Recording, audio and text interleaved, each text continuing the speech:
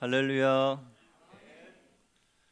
이제 7월이 둘째 주를 맞이하면서 믿음의 경주자라는 제목으로 하나님의 말씀을 나눠보려고 합니다. 여러분, 우리 모두는 예수 그리스도를 나의 구주로 믿는 성도들입니다. 그렇죠? 예수님을 나의 구주로 믿기 때문에 우리는 믿음의 경주자가 되었습니다. 믿음의 경주라는 것은 우리가 예수님을 나의 구주로 믿어 구원받은 그때로부터 시작해서 하나님 나라에 갈 때까지 계속 이어지는 그 경주의 길을 말하는 것입니다.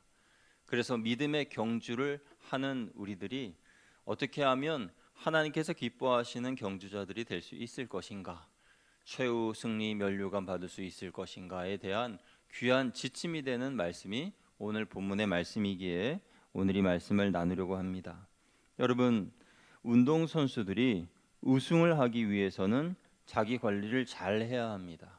그러기 위해서는 운동에 대한 또는 그 경기에 대한 매뉴얼도 잘 알아야 하고 또 자기 자신을 관리하기 위한 지침을 스스로 또는 코치를 통해서 받아야 하는 것이죠.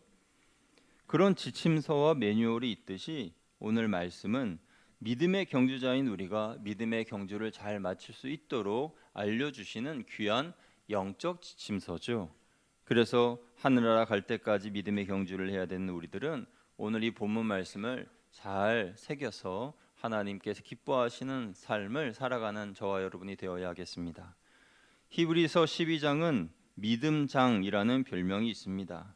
그런데 이 12장의 첫 단어는 이러므로라는 단어로 시작을 합니다. 그러니까 앞에 있는 11장을 받는다고 할 수 있겠죠. 히브리서 11장은 세상이 감당할 수 없는 사람들에 대한 이야기들이 나오죠. 그래서 하나님께서 기뻐하시는 그리고 하나님께서 기뻐 받으신 믿음의 사람들의 이야기가 11장의 열거가 됩니다. 그렇다면 이 11장에 기록된 사람들의 이야기가 이러므로라는 단어와 함께 12장에 이어지는 이유는 그 믿음의 선진들이 간 그 길, 그 믿음의 경주는 그들만의 경주가 아니라 오늘 예배드리는 저와 여러분도 함께 가야 할 그 길이기 때문에 이러므로라는 단어로 시작이 되는 것입니다. 그래서 우리보다 앞서 믿음의 경주를 달려간 그분들의 모습을 잠깐 살펴보려고 하는데요. 11장에 나오는 이들은 이렇습니다. 하나님이 받으시는 예배를 드린 아벨, 죽음을 거치지 않고 하나님과 동행한 에녹, 홍수 심판을 대비하여서 방주를 만든 노아, 믿음의 조상인 아브라함과 그 아내 사레, 그 사이에서 태어난 이삭, 그리고 이삭의 아들인 야곱과 또 그 아들인 요셉, 갈대 상자의 주인공이자 이스라엘을 애굽에서 출애굽시킨 모세, 그리고 기생 라합과 사사 기드온, 바락, 삼손, 입다, 그리고 하나님 마음에 합한 왕인 다윗, 그 다윗을 왕으로 세운 사무엘, 그리고 믿음을 지키기 위하여서 순교를 당한 선지자들에 대한 소개가 히브리서 11장에 기록되어 있습니다. 그들 중 다수는 돌에 맞아 죽었고 더러는 톱으로 켜는 고통 중에 죽었고 어떤 이들은 칼에 찔려 순교하였습니다. 이들은 평생을 양과 염소의 가죽을 옷을 입고 이곳저곳을 돌아다니면서 하나님의 말씀을 전하였는데 그들은 궁핍하였지만 당당하였고 환난과 학대를 당하였지만 신앙을 굽히지 않았던 사람들입니다.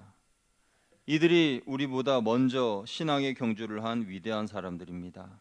그래서 사람들은 그들을 일컬어 세상이 감당할 수 없는 사람이라는 별명을 주었고 그들은 하나님께 온전한 순종과 헌신을 하여 하늘의 별과 같이 빛나는 영광 가운데 있는 앞서간 허다한 증인이 되었습니다. 비록 하나님의 명령에 순종하는 것이 나에게 핍박으로 다가왔다 할지라도 그들은 하나님의 명령을 기꺼이 감당했고 그로 인하여 영광의 면류관, 생명의 면류관 받게 되었으니 이 세상에서는 줄 수 없는 놀라운 영광을 이미 받았다 할 수가 있겠습니다. 여러분, 우리가 하나님의 명령에 순종하고 그 말씀을 실천하는 것은 참 어려운 일입니다만 순종하면 마음의 평안과 생명이 주어집니다. 그런 평안과 생명을 얻고 하나님 나라의 증거에 증인의 반열에 오른 사람들이 바로 히브리서 11장의 구름같이 허다한 증인들인데요. 이에 대한 말씀이 오늘 본문의 1절에 기록되어 있습니다. 우리 1절 말씀 같이 읽어보겠습니다. 시작.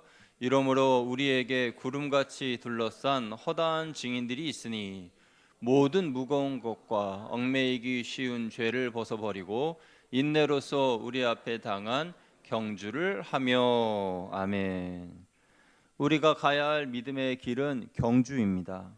경주는 완주와는 다른 의미입니다. 너무나 다른 의미입니다. 완주는 마라톤이나 산행을 할 때에 목표 지점까지 도착하는 것을 완주라고 합니다. 그러나 경주는 일정한 거리를 달려서 빠르기를 겨루는 것입니다. 그러니까 완주와 경주는 도착할 거리나 목표는 같아도 힘의 강도나 노력의 분량은 전혀 다른 것이죠. 분명한 차이가 있습니다. 그런데 본문 1절 하반절을 다시 보시면 우리 앞에 당한 완주를 하며라고 하지 않고 경주를 하며라고 하였어요. 이 경주라는 단어는 헬라어로 아곤이라는 단어인데 운동선수가 우승하기 위하여 상을 받기 위해 경쟁하는 것을 말합니다. 다른 뜻으로는 운동 경기, 이 몸을 쓰고 또 격투를 하고 하는 그런 운동 경기들도 있지 않습니까? 이기기 위해서 싸우는 것을 아곤, 경주라고 말하는 것입니다. 그러니까 우리가 달려갈 믿음의 경주는 도착하기만 하면 되는 완주가 아니라 치열하게 싸워야 되고 앞다투어 달려야 하고 멈추거나 포기하면 상을 받을 수 없는 그런 경주인 것입니다. 히브리서 기자는 하나님께서 이 치열한 믿음의 경주를 구름같이 둘러싼 허다한 증인들에게 주셨고 이어서 우리들에게도 주셔서 우리도 그 믿음의 길을 달려가야 한다라고 말하고 있습니다. 그렇습니다. 하나님을 믿는 믿음의 사람들 앞에는 믿음의 경주가 놓여져 있습니다. 그 경주로를 하나님께서 만드셨고 우리는 그 길을 인내로서 달려갑니다. 그래서 이 길은 쉬운 길이 아니고 쉬운 길이 아니기 때문에 반드시 지침서가 있어야 되고 안내서가 있어야 됩니다. 열심히 훈련하는 운동선수처럼 영적인 지침이 우리에게도 주어졌다라는 것이죠. 그래서 오늘은 이 영적 지침, 경주자가 반드시 기억해야 할 영적 지침 4가지를 살펴보기를 원합니다. 첫째로 믿음의 경주를 하는 이들이 지켜야 할 영적 지침은 절대 혼자라는 생각을 하면 안 된다는 것입니다. 한번 따라해 주시면 감사하겠습니다. 이 길은 혼자 가는 길이 아닙니다. 한 번 더요. 이 길은 혼자 가는 길이 아닙니다. 내가 이 길을 가기 전에 먼저 앞서간 믿음의 사람들이 있다라는 것이죠. 그들에 대해 성경은 구름같이 둘러싼 허다한 증인들이라고 말씀하고 있습니다. 이것은 그들을 지칭하고 부르는 호칭인데 그런데 이 호칭은 바로 저와 여러분이 앞으로 들어야 할 호칭이기도 합니다. 구름같이 허다한 증인들은 이미 천국에 있는 이들이지만 우리도 그들이 쓴 영광의 면류관 받기 위하여 믿음의 경주를 합니다. 성경은 그때의 증인들과 지금의 증인들이 단절되지 않았다라고 말합니다. 그러니까 그들의 삶과 우리의 삶이 다른 것이 아니라 같은 믿음의 길을 걸어가고 있다라고 말씀하는 거예요. 그들은 지금 천국에 있지만 그들이 걸어간 믿음의 길을 우리는 뒤따라가고 그들은 지금 천국에 있지만 우리가 그들의 길을 뒤따라가 믿음으로 나아가는 그 모습을 응원한다는 것입니다. 격려하고 칭찬하고 박수친다는 것입니다. 그래서 우리도 11장에 소개된 믿음의 사람들을 보면서 단지 하늘에 먼저 간 성도들 이렇게 생각하는 것이 아니라 지금 이 땅에 힘들게 열심히 살아가고 있는 우리들을 보면서 힘차게 박수치면서 거양교회 성도님들 너무너무 잘하시네요 하면서 박수치면서 환호하면서 자랑하는 그런 그들의 모습이 있다. 그들이 바로 구름같이 둘러싼 허다한 증인들이다라는 것입니다. 믿음의 길을 앞서간 허다한 증인들이 구름같이 우리를 둘러싸 있기 때문에 우리는 혼자가 아닙니다. 외롭지 않습니다. 뿐만 아니라 지금 나와 함께 믿음의 경주를 하는 이들도 있기 때문에 외롭지 않습니다. 여러분, 이 인생의 믿음의 경주는 마라톤처럼 길고도 멀고도 험한 길이죠. 마라톤은 42.195km를 뛰어야 되는데 그 멀고 긴 시간을 나 혼자서 뛴다라고 하면은 힘들 것입니다. 포기할 수 있습니다. 그러나 그 먼 거리를 나 혼자 뛰지 않고 비록 경쟁자이지만 함께 달리는 이들이 있기 때문에 포기하지 않고 마지막 목표 지점까지 달릴 수 있습니다. 믿음의 경주도 마라톤 같아서 마지막까지 함께 달려줄 수 있는 이들이 필요합니다. 함께 뛰면서 서로에게 힘을 북돋아주고 위로하고 격려하면서 하나님이 보여주신 그 믿음의 길을 이탈하지 않고 끝까지 달려가는 그런 믿음의 동역자들이 있다는 것이죠. 그래야 믿음의 경주를 끝까지 마칠 수 있습니다. 그래서 믿음의 경주를 할 때 나 혼자가 아니다라는 것을 기억해야 합니다. 둘째로 믿음의 경주자가 지켜야 할 영적 지침은 모든 무거운 것과 얽매이기 쉬운 죄를 벗는 것입니다. 여러분, 경주를 하는 달리기 선수가 무거운 짐을 짊어지고 달리지 않습니다. 최대한 가볍게 몸을 만든 후에 달리지요. 우리는 믿음의 경주자로서 나의 무거운 것들을 벗고 달려야 할 텐데 어떻게 하면 내 무거운 짐을 벗을 수 있을까요? 그것은 나의 짐을 하나님께 맡기는 것입니다. 시편 55편 22절을 보면 다윗은 하나님께 자신의 모든 짐을 맡겼습니다. 우리 같이 한번 읽어보겠습니다. 시작. 내 짐을 여호와께 맡기라. 그가 너를 붙드시고 의인의 요동함을 영원히 허락하지 아니하시리로다. 아멘. 사람마다 그를 짓누르는 짐들이 있습니다. 그 어깨를 짓누르며 그 무거운 짐으로 힘들게 하루하루를 살아갑니다. 다윗도 그랬습니다. 그 무거운 짐으로 인하여서 어려운 삶을 살았죠. 그런데 그는 힘든 가운데에서도 자신의 무거운 짐을 하나님께 맡기는 법을 알게 되었습니다. 그래서 그 어려움을 이겨낼 수가 있었어요. 여러분, 만약 내가 짊어진 그 짐을 내가 해결하려고 한다면 문제는 점점 꼬이게 되고 해결되지 않을 것입니다. 그러나 지혜로운 성도는 자신의 괴로운 짐을 스스로 해결하려 하지 않고 하나님께 다 내려놓고 하나님께 맡긴 후에 잊어버립니다. 그러므로 사랑하는 성도 여러분, 이제는 여러분이 지고 있는 그 짐을 내려놓으시기 바랍니다. 하나님 앞에 내려놓으시고 하나님께서 그 짐을 이끌어 가시기를 여러분 기도하시길 바랍니다. 하나님께 맡기는 법을 배운 다윗처럼 우리도 하나님께 나의 짐을 맡기는 법을 배워야 됩니다. 어떻게 하나님께 나의 짐을 맡길 수 있을까요?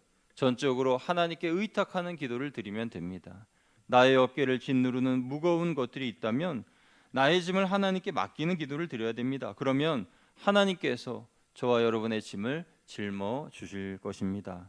내 짐이 점점 무거워질 때마다 스스로 해결하려 하지 마시고 나의 도움이 되시고 피할 길을 열어주시는 하나님께 맡기시고 자유하시기를 바랍니다. 그래야 믿음의 경주를 끝까지 달릴 수 있습니다. 또한 믿음의 경주자들은 얽매이기 쉬운 죄에서 벗어나야 됩니다. 왜 우리는 죄에 쉽게 얽매이는 것일까요? 그것은 마음을 사단에게 빼앗기기 때문입니다. 잠언 4장 23절에서 말씀하기를 모든 지킬 만한 것 중에 더욱 내 마음을 지키라. 생명의 근원이 이에서 남이니라 라고 했어요. 여러분, 일단 마음을 사단에게 빼앗겨 버리면 우리의 육체의 모든 것은 다 사단에게 속하여 죄의 도구로 쓰임 받게 됩니다. 우리의 눈은 나쁜 것을 보게 되고, 그리고 말은 사람을 정죄하는 데 사용되고, 발은 악한 곳을 향해 가고, 손은 악한 것들을 만드는 데 사용됩니다. 마음을 빼앗기면 내 모든 것이 악을 위한 도구가 되는 거예요. 그러나 우리가 마음을 잘 지키게 되면 나의 모든 육체는 반대로 하나님을 위한 의의 도구가 됩니다. 그래서 모든 지킬 만한 것 중에 더욱 내 마음을 지키라라고 말씀하고 있는 거예요. 마음을 지키는 방법은 여러 가지가 있겠습니다만은 그 중에 가장 효과적이고 빠른 방법은 감사하는 것입니다. 감사로서 내 마음을 지킬 수 있습니다. 감사는 내 마음을 하나님께로 향하게 합니다. 감사하면 내 삶에 회복이 찾아옵니다. 그러나 감사한다는 것은 참 쉽지 않습니다. 왜냐하면 우리 인간의 본성 자체가 감사보다는 불평을 하게끔 우리의 본성이 그렇게 만들어져 있기 때문에 그런 거예요. 그래서 감사하지 않고 불평을 더 자주 합니다. 여러분, 불평은 하나님을 잊었을 때 나오는 감정입니다. 광야의 이스라엘 백성들이 나를 구원해 주신 하나님의 은혜를 망각했을 때 하나님을 원망하고 불평했습니다. 그 결과 어떻게 되었습니까? 그 약속의 땅인 가나안 땅에 들어가지 못하고 광야에서 죽었습니다. 감사는 나의 삶과 신앙을 회복시켜주고 내 마음을 지켜주지만 불평은 나의 삶과 신앙을 파괴합니다. 사랑하는 성도 여러분, 여러분의 삶을 돌아보시기 바랍니다. 우리가 믿음의 경주자로 달려가고 있는 가운데 여러분은 무거운 짐을 짊어지고 달려가고 있진 않습니까? 또는 나를 옥죄고 나를 답답하게 하는 그 죄의 옷을 입고 달리기를 하고 있지는 않습니까? 그렇다면 이제는 하나님께 모든 것을 맡기는 기도를 드리셔서 내 삶의 무거운 짐을 내려놓고 내 마음을 감사의 마음으로 바꾸셔서 얽매이기 쉬운 죄로부터 자유케 되시는 저와 여러분 되시기를 주님의 이름으로 축원드립니다. 셋째로 믿음의 경주자가 지켜야 할 세 번째 지침은 예수님만 바라보며 달려가야 한다라는 것입니다. 한번 따라하시겠습니다. 예수님만 바라봅시다. 예수님만 바라봅시다. 2절 말씀 같이 읽죠. 시작. 믿음의 주요 또 온전하게 하시는 이인 예수를 바라보자. 그는 그 앞에 있는 기쁨을 위하여 십자가를 참으사 부끄러움을 개의치 아니하시더니 하나님 보좌 우편에 앉으셨느니라. 아멘. 믿음의 경주를 성공적으로 마치려면 믿음의 주요 온전케 하시는 이인 예수를 바라보아야 한다는 것입니다. 우리가 그동안 넘어졌던 실패했던 지난 시간들을 돌아보면 우리 주님을 바라보지 않고 나 자신을 바라보거나 환경을 바라봄으로 쓰러지고 넘어졌던 기억을 하실 겁니다. 믿음의 경주는 믿음의 근원 되시는 예수님께 나의 시선을 고정하고 달려야 받을 수 있는 상을 받을 수 있는 경주입니다. 때로 달리다가 나 혼자만 열심히 달리고 있다라고 생각될 때가 있어요. 그때 고독한 생각이 듭니다. 사람이 겪는 마음의 아픔 중에 고독감이 있습니다. 이 고독감은 마음의 상처입니다. 그런 마음이 들 때에 우리는 예수님을 바라보아야 됩니다. 예수님을 바라볼 때 마음의 상처가 치유됩니다.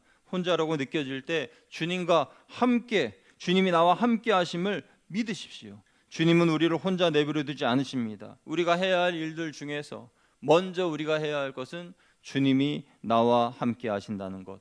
그래서 주님을 바라보는 것, 그것이 우리가 해야 할 첫 번째의 지침이죠. 만왕의 왕이신 주님을 바라보고 주님의 뒤를 따라가는 것, 그것이 삶이 어렵고 외롭고 슬플 때에 우리를 회복시켜주는 힘의 근원이 됩니다. 여러분, 예수님을 바라보십시오. 나 자신을 바라보지 말고, 문제를 바라보지 말고, 세상을 바라보지 말고, 사람을 바라보지 말고 예수님만 보시기 바랍니다. 예수님을 바라보아야 모든 문제가 해결이 됩니다. 예수님을 바라보는 것은 쉬운 것 같지만 절대 쉬운 것이 아닙니다. 여러분, 복음서를 보면 예수님 주위에 많은 사람들이 있었습니다. 그들은 눈으로는 예수님을 바라보았지만 마음으로는 예수님이 아닌 자기 자신의 문제에 초점을 두었습니다. 그들은 예수님보다 자신의 처지를 먼저 생각했고 예수님이 자신의 문제를 해결해 주시기만을 바랬습니다. 그들 중에 어떤 이는 예수님을 자기의 병을 고쳐주시는 그런 사람 정도로 생각했습니다. 어떤 이는 자신의 굶주림을 해결해 주시는 분 정도로 생각했습니다. 그런데 그들의 바람대로 예수님께서는 그들의 병을 고쳐주셨고 그들에게 먹을 것을 주셨습니다. 기적적인 은혜를 베풀어 주셨습니다. 그들의 바람은 이루어져서 어떤 이는 병이 나았고 어떤 이는 악령으로부터 벗어나고 어떤 이는 나병이 치료되었습니다. 그런데 고침을 받은 이들 중에 예수님을 끝까지 따른 이들은 매우 적었습니다. 왜 그럴까요? 그들은 예수님을 바라보지 않고 예수님이 나의 문제를 해결해 주실 것을 바라보면서 예수님이 아닌 나를 바라보았습니다.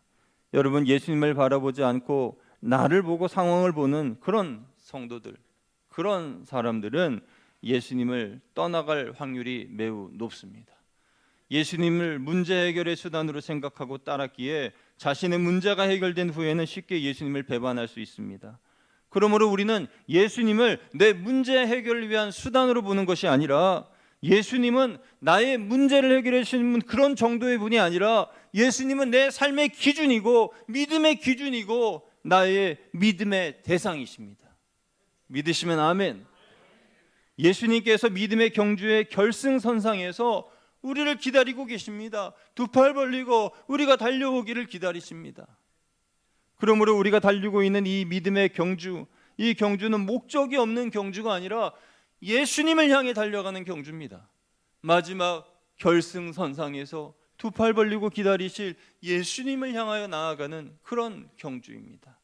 그래서 예수님이라고 하는 그 목적과 목표와 대상이 사라지게 되면요, 그러면 이탈할 수밖에 없고, 도착한다고 해도 엉뚱한 곳으로 도착할 수밖에 없는 거예요. 그 마지막 곳은 불행의 종말이겠죠. 그래서 내 삶의 목적은 오직 예수님이어야 한다는 것입니다. 그런데 여러분, 이 믿음의 경주는요, 쉽게 끝나는 것이 아닙니다. 하나님에게 있어서 우리의 인생은 그야말로 점과 같은 것이겠지만, 인간인 우리의 입장에서는 이 인생이라고 하는 것이 너무나 긴 시간이죠. 그래서 일평생 달려가야 하는 이 믿음의 경주, 달리다 보면 피곤해지기도 하고 낙심하기도 합니다. 그때 우리는 어떻게 해야 될까요?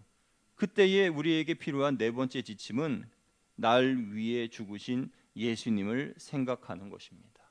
날 위해 죽으신 예수님. 본문 3절 말씀이죠. 우리 3절 같이 읽어보겠습니다. 시작. 너희가 피곤하여 낙심하지 않기 위하여 죄인들이 이같이 자기에게 거역하신 일을 참으신 일을 생각하라. 생각하라. 생각하라. 무엇을 생각하라는 것입니까? 예수 그리스도를 생각하라라는 것입니다. 우리가 믿음의 경주자로서 경주를 할 때에 경주가 오래되면 피곤해지고 육체와 정신이 약해지는데, 이것은 결코 이상한 일이 아니에요. 여러분 중에 믿음이 처음 예수님을 믿었을 때는 정말 불같이 타오르고 뜨거워지고 열정적이고 모든 헌신과 하나님 맡기신 모든 명령을 순종할 수 있을 것 같았는데, 그런데 시간이 점점 지나고 또 믿음이 점점 이렇게 지나면서 점점 시들시들해지고 좀 약간 영적 슬럼프에 빠진 것 같고 침체 가운데 있는 그런 성도님들이 계실 겁니다. 전혀 이상한 것이 아닙니다. 전혀 잘못된 것이 아니에요. 왜냐하면 우리가 가야 하는 그 영적인 믿음의 경주, 그것은 길고도 멀고도 험하고 그래서 어려운 길이기 때문에, 앞서 그 경주라는 아군이라는 단어를 말씀드렸던 것처럼 싸워야 되고 피 흘려야 되고 쓰러져야 되고 다시 일어나서 또 달려가야 되고, 그런 반복되는 그런 것이 바로 경주이기 때문에 우리가 영적인 슬럼프나 침체에 빠지는 것 당연합니다. 그럴 수 있습니다.